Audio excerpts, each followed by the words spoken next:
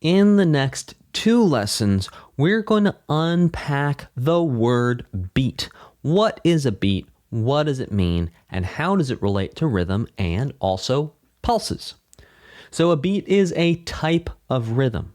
In the same way that a pulse was a type of rhythm, beat is a type of rhythm. So you can call beat rhythm, but a beat is not a pulse and a pulse is not a beat.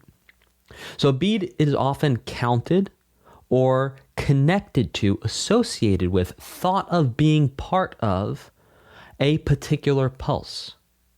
When this association, when this connection, when this thought happens, a beat is then called the beat, and it is felt like the pulse. So when you feel the beat, I'm sure you've heard a song in your life, or you've heard someone say, "Can you feel the beat?" What they mean is, can you feel the pulse?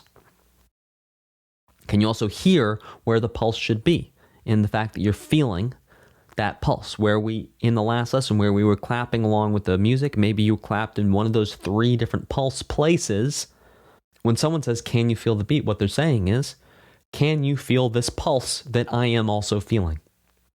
So a beat can align with a pulse sound in the sense that a beat can be even in the same way that a pulse is even. But it's not going to be exactly the same every single time. That's what's the difference between the pulse and the beat. But a beat can still be even, just like a pulse sound. A beat, just like we talked about, can also align with the pulse feeling. So someone says, "Can you feel the beat?" What they're saying is, can you feel the pulse that I am feeling? Now, a beat is different from a pulse because it can be loud, it can be quiet, and each sound in the beat does not have to be the same as the beat that came before it. So a beat is actually made up of different pulses that are all different from each other. And sometimes there can be more than one sound or more than one pulse happening at a time. And all these different sounds or pulses come together to create a beat. So let's look at this nifty little graphic here. And sure enough, you can see that sometimes there's two sounds happening at the same time. There's two different pulses happening at the same time.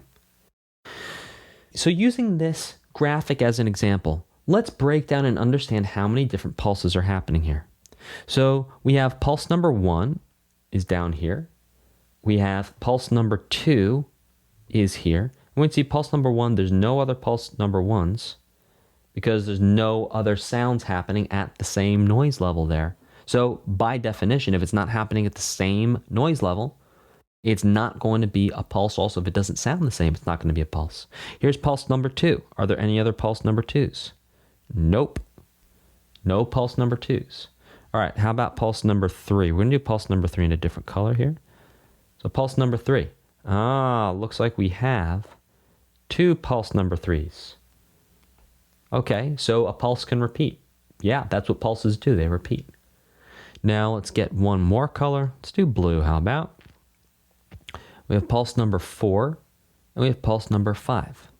So within this one beat, we can have 5 different sounds, 5 different pulses that all come together to create the feeling of a beat happening. In the next lesson, we are going to listen to and break down a complete audio example of a beat. I will see you there. Hey there, if you want to learn more about music theory, I highly recommend right now going to grab the 10 things everyone should know about music theory. It's a free download for you that you can get right now. There's a link in the description, also in the pinned comment below this video. So what are you waiting for? Go grab that thing and I will see you in the next video.